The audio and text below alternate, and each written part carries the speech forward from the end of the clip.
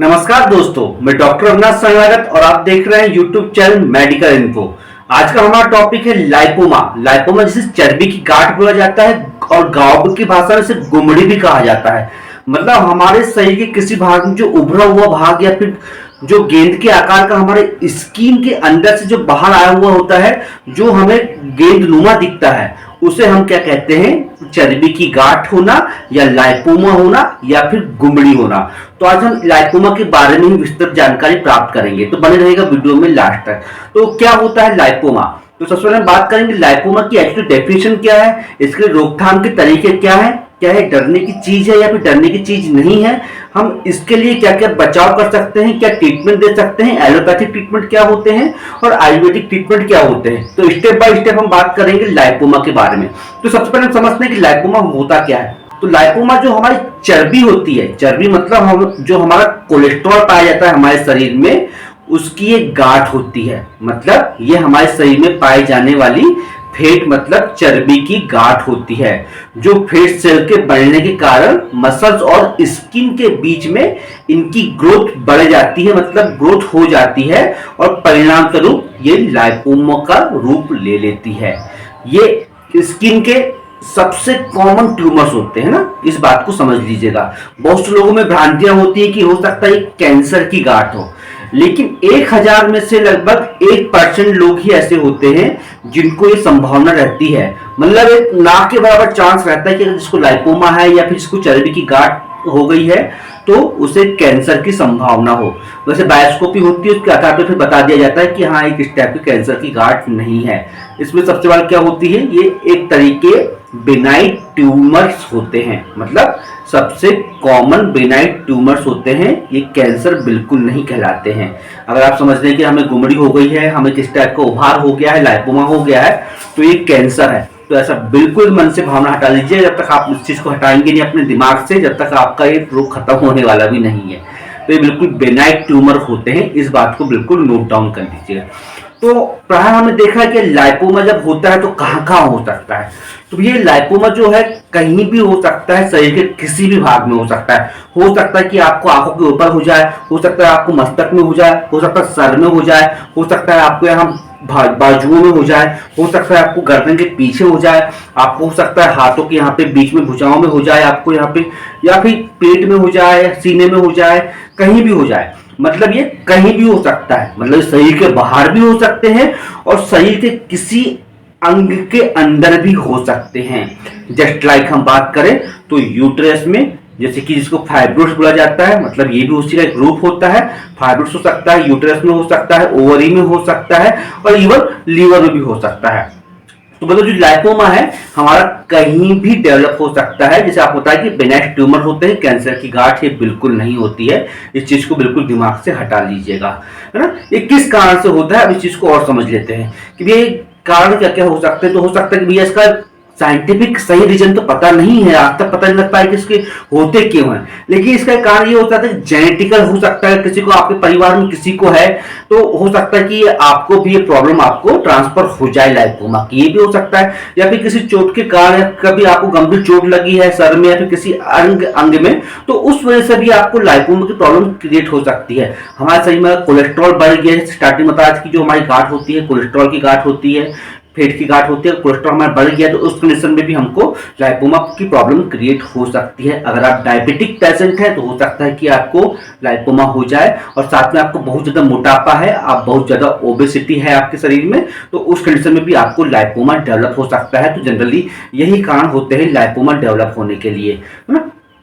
अब थोड़ा सा हम आयुर्वेद की ओर चलते हैं। तो आयुर्वेद में क्या परिभाषा बताई गई है लाइपोमा की, है ना। तो लाइपोमा जो एग्जैक्टली क्या कारण होता है, हमें मेडिकल साइंस तो उसको नहीं बोलती है, लेकिन हमारे आयुर्वेद के अनुसार हमें ऐसा कहा गया है कि लाइपोमा की परिभाषा के तौर पर होता क्यों है, इसलिए हमारे शरीर में बहुत सारी चैनल्स पाई जाती हैं, है ना, जिसके अंतर्गत प्रत्येक अंग में लेकर प्रत्येक जगह तक हमारे शरीर में nutrients, vitamins, protein, waste material, toxic सबका उनसे प्रभाव होते रहता है ना। मतलब हमारे शरीर में चैनल्स पाई जाती हैं, उनमें से इन सब चीजों का प्रभाव होता रहता है। उसमें से ही जो हमारी जो फैट कैरिंग चैनल्स होता है, मतलब जो हमारे फेट का जो प्रवाह जो चैनल करता है उसमें किसी तरह से अवरुद्ध आ जाता है, मतलब उसमें किसी तरह से ब्लॉकेज आ जाता है, जिसकी वजह से उस चैनल में जो फेट कैरिंग चैनल होता है उसमें फेट इकट्ठा होना चालू हो जाता है ब्लॉकेज के कारण। और जब इकट्ठा होना चालू हो जाता है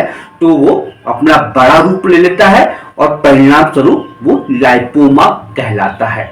तो आयुर्वेद में इसका ये परिभाषा के द्वारा इसको बोला गया है कि हाँ, इस कारण से हमें लाइपोमा होता है। तो ये मेन कारण हो जाता है आयुर्वेद के अनुसार लाइपोमा होने का। तो अब इतनी बात कर ली तो ट्रीटमेंट की हम बात कर लेते हैं कि ट्रीटमेंट के तौर पे हम क्या क्या दे सकते हैं। तो इसके पहले मैं आपको कुछ घरेलू जो उपचार हैं लाइपोमा के लिए मैं आपको बता देता हूँ। तो सबसे पहले अगर आपको लाइपोमा लग रहा है कि आपको डेवलप हो गया है तो उस कंडीशन में आप ये चीज करिए कि हल्दी का सेवन ज्यादा से ज्यादा कीजिए। आप जितनी ज्यादा हल्दी का सेवन करेंगे उतना ज्यादा आपको लाइपोमा में आपको उतना अच्छा आराम मिलेगा। साथ साथ आप कर के सकते हैं कुछ घरेलू उपाय के तौर पे आप नीम का तेल लीजिए। नीम समझते ही आप क्या होती है। नीम का तेल लगभग हम 1 चम्मच ले लिए हमने। अलसी का तेल लगभग 2 चम्मच ले लिए हमने। और जो हमारी ग्रीन टी होती है ना, ग्रीन टी हमने पहले बना लिए और उसको 2 चम्मच हमने निकाल लिए। इन सबको मिला के हमने एक एक्सट्रैक्ट तैयार करना है और हमें उसे जहां हमें लाइपोमा डेवलप हुआ है वहां पे हमें स्लोली मसाज करना है। तो हमें अगर आप ये करते हैं घरेलू उपाय के तौर पे तो आपको हो सकता है कि आपको बहुत अच्छा आराम मिले इस चीज में, लाइपोमा में। अब दूसरा जो घरेलू उपाय के तौर पे है, आप क्या कर सकते हैं, शहद लीजिए और शहद में आप कुछ आटा मिला लीजिए, मतलब उन दोनों का पेस्ट बना लीजिए, लोई बना लीजिए। लेकिन लोई अपनी जैसे रोटी बनाते हैं वैसी वाली नहीं, लेकिन थोड़ी सी पतली टाइप की बनाइए, मतलब थोड़ी चिपचिपी पेस्टी बनाइए ज्यादा, है ना। इन दोनों को बना लेने के बाद जहां आपको लाइपोमा डेवलप हुआ, चाहे यहाँ जहां भी आपको डेवलप हुआ है वहां पे दोनों को ऐसा शहद और आटे को मिला लिए, पेस्ट बन गया। उसमें उसको जहां लाइपोमा आपका डेवलप हुआ है वहां पे आप लगा लीजिए और बैंडेज की मदद से या फिर कपड़े की मदद से, पट्टी की मदद से उसे लगभग 24 घंटे तक बंधा हुआ रहने दीजिए। तो इससे भी आपको लाइपोमा में बहुत हद तक आराम मिलेगा। अगर आपको लाइपोमा डेवलप हो गया है तो एक घरेलू उपाय करके देखिए, निश्चित ही लगभग बड़े लोग कह चुके हैं इस चीज को, तो हो सकता है कि आपको बहुत अच्छा आराम मिल जाए लाइपोमा में, अगर श्योर है आप तो, है ना। एक बात और कर लेंगे, लाइपोमा कई बार देखा गया कि भैया हमको शरीर में बहुत सारी जगह हमको गांठें बनी हुई हैं, चर्बी की गांठें। तो अगर एक जगह की जगह आपको अनेक जगह भी हैं तो उस कंडीशन में बिल्कुल टेंशन मत लीजिए। आपको हो सकता है कि एक जगह की जगह बहुत सारी जगह भी इकट्ठा हो जाए। पेट की जो गांठें होती हैं, ये कोलेस्ट्रॉल की गांठें, चर्बी की गांठें, लाइपोमा। तो अगर एक जगह की जगह 50 जगह भी है तो आपको टेंशन लेने की जरूरत नहीं है। एक चीज और बात कर ले हम, जो लाइपोमा की जो गांठ होती है इसमें किसी टाइप से कोई दर्द नहीं होता है ना। सबसे पहले तो ये बात कर ले, यहाँ अपना बिल्कुल दिमाग को सोच ले कि भैया अगर लाइपोमा हो गया, हमें चर्बी गांठ हो गई तो दर्द बिल्कुल नहीं होता। दर्द बिल्कुल नहीं होता मतलब ये कैंसर की गांठ बिल्कुल नहीं है। दूसरी बात ये मूवमेंटेबल रहती है, मतलब ये गतिशील रहती है। आप इसे हिलाएंगे, अगर यहाँ है तो वो हल्की फुल्की हिलती भी है। और इसमें दर्द कब होता है ना, अब बोलते हैं दर्द नहीं होगा, दर्द कब होगा, जब आप उसको दबा रहे हैं, उसको ज्यादा ही आपको उंगली कर रहे हैं आप, तो उस कंडीशन में आपको दर्द हो सकता है ना। हल्का हल्का दर्द तो होगा, स्वाभाविक सी बात है। तो उस कंडीशन में भर दर्द होगा, बाकी कोई दिक्कत नहीं है। एक बात और बता दूं मैं आपको, अगर आपके शरीर में कहीं लाइपोमा डेवलप हो गया है और उस कंडीशन में आप चाह रहे हैं कि वो आपको इरिटेट कर रहा है, आपको परेशान कर रहा है, या फिर आपको आशंका है कि हमें कैंसर की गांठ तो नहीं है, क्योंकि इस सिस्टम पे मन में भूत तो रहता है कि भैया कैंसर हो गया हमको या कैंसर की गांठ हो सकती है। तो उस कंडीशन में आप अपना घरेलू उपाय कीजिए। घरेलू उपाय पर आप अगर नहीं हो पा रहे हैं रिकवर तो आप डॉक्टर को दिखाइए। डॉक्टर सर्जरी के लिए बोलता है तो आप उसको देखिए कि अगर हाँ इस कंडीशन में अगर सर्जरी की बोलता है तो आप सर्जरी तब करवाइए जब आपको अगर चेहरे में है, यहाँ है, कुछ ज्यादा ही भद्दा लग रहा है, तो उस कंडीशन में ही आप सर्जरी कराइए। अदरवाइज आपको सर्जरी कराने की आवश्यकता नहीं है। घरेलू और जो आयुर्वेदिक ट्रीटमेंट है वो कंटिन्यू लेते रहिए, है ना। तो इसमें बेशक है आपको कि अगर लेते हैं तो आपको कुछ एक निश्चित समय के बाद आपको आराम मिलेगा ही। और कई बार हमने देखा हुआ है कि हमें कैंसर, जो लाइपोमा की जो गांठ होती है, ये हमें कई बार प्रॉब्लम क्रिएट करती है, मतलब यहाँ हो गई है, कहीं यहाँ हो गई है, तो वो लाइपोमा की गांठ वो खुद अपने आप में प्रॉब्लम क्रिएट नहीं करती, उसमें दर्द नहीं होता है। लेकिन होता क्या है, जब हमारे शरीर के किसी अंग में, किसी भाग में जब लाइपोमा डेवलप हो जाता है तो हमारे जो आजू बाजू की जो मसल्स होती हैं, जो नसें होती हैं और जो स्किन्स होती है, उससे वो डिस्टर्ब करती है, मतलब उनका साइज जब बढ़ जाता है लाइपोमा का, तो हमारी मसल्स में कंजेक्शन होने लगता है, मतलब टाइटनेस आने लगती है, जिसकी वजह से इसका साइज बढ़ता है। तो उसकी वजह से हमें उसके आजू बाजू कहीं पे, या हमारे हाथ मोड़ने में, या हाथ का मूवमेंट्स करने में, या हाथ को इस टाइप से गोल घुमाने में, कहीं भी हो तो हमें प्रॉब्लम क्रिएट होने लगती है, क्योंकि उस लाइपोमा का साइज बढ़ जाता है। तो जो हमारी दूसरी मांसपेशियां होती हैं वो उसको प्रभावित करने लगती हैं, जिसकी वजह से हमें प्रॉब्लम क्रिएट हो जाती है। इसके अलावा हम स्पेशली ये नहीं बोल सकते कि लाइपोमा में ये दर्द हो रहा है, चर्बी की गांठ में ये दर्द हो रहा है। तो इस कंफ्यूजन से बिल्कुल आप दूर हट जाइए, इसके लिए कोई भी आपको टेंशन लेने की जरूरत नहीं है। तो अब बात करें थोड़ा सा आयुर्वेदिक ट्रीटमेंट की, जो आयुर्वेदिक ट्रीटमेंट जो दिया जाता है, तो आयुर्वेदिक ट्रीटमेंट के लिए ज्यादा कुछ तो नहीं है इस सब चीजों के लिए भी, लेकिन आप कचनार गुग्गुल है, अगर आप उसको देते हैं और साथ में उसको वृद्धि वाटिका जो रस होता है, वृद्धि वाटिका की गोलियां जो होती हैं, आप अगर उसे देते हैं तो 2-2 गोली सुबह शाम या जरूरत के हिसाब से, तो उसमें भी आपको बहुत अच्छा आराम मिल सकता है। और पानी आपको ज्यादा ज्यादा लेना है, हल्दी ज्यादा से ज्यादा आपको सेवन करना है। जितने भी आपको जो परहेजी के तौर पे जितनी चीजें या जितनी फेट वाली चीजें हैं, नॉनवेज वगैरह चीजें हैं, ये आपको बिल्कुल नहीं लेना है। ज्यादा ऑयली चीज बिल्कुल नहीं लेना है आपको। उड़द की दाल बिल्कुल नहीं खाना है, अरबी बिल्कुल नहीं खाना है हमें। इस टाइप के जो एनिमल मिल्क होता है, मतलब एनिमल फैट्स जो होता है, मतलब जो गाय का दूध बोले या फिर भैंस का दूध बोले, घी बोले, पनीर बोले, ये चीजें आपको सेवन नहीं करना है ना, क्योंकि ये एनिमल फैट्स होते हैं। जिसे बोला जाता है कि यार दूध तो कुछ नहीं होता, दूध तो एनिमल फैट्स नहीं है, लेकिन ये एनिमल फैट्स कहलाता है। अगर लाइपोमा डेवलप हो गया है और किसी टाइप से आपको फैट डेवलप हो गया है कहीं पे, तो आपको ये नुकसान पहुंचा सकते हैं। तो इसलिए आपको ये भी नहीं लेना है। और आपको क्या ज्यादा खाना, थोड़ा शॉर्ट में वही बताता हूँ।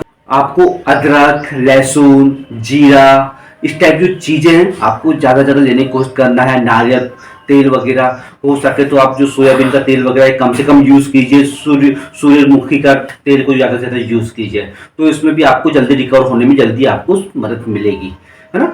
इसके साथ जो आयुर्वेदिक ट्रीटमेंट की बात कर रहे थे हम, वहां उस टॉपिक में थे। इसके साथ में बहुत से ट्रीटमेंट होते हैं। उस कंडीशन में हम पेशेंट की कंडीशन के अकॉर्डिंग हम देखते हैं कि पेशेंट को हमें क्या क्या देने की जरूरत पड़ती है। उस कंडीशन में आपको बताया था कचनार गुग्गुल वगैरह देते हैं, वृद्धि वाटिका रस वगैरह हम देते ही हैं।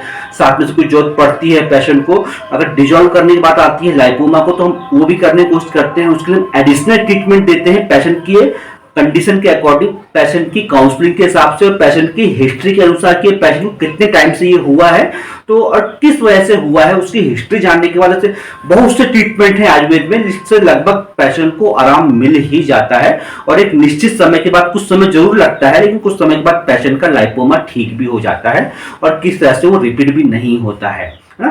तो आयुर्वेदिक ट्रीटमेंट के आधार पर ये होता है। और एलोपैथिक ट्रीटमेंट में कुछ खास नहीं है। एलोपैथिक ट्रीटमेंट में सिर्फ यही है कि आप जाते हैं तो आपको सर्जरी करना पड़ेगा, मतलब गुमड़ी को निकाल देंगे डॉक्टर, सर्जरी करके, चीरा करके, या फिर डिजोल्व करने के लिए उस जगह पे इंजेक्शन लगाएंगे जहां डेवलप हुआ होता है हमें लाइपोमा।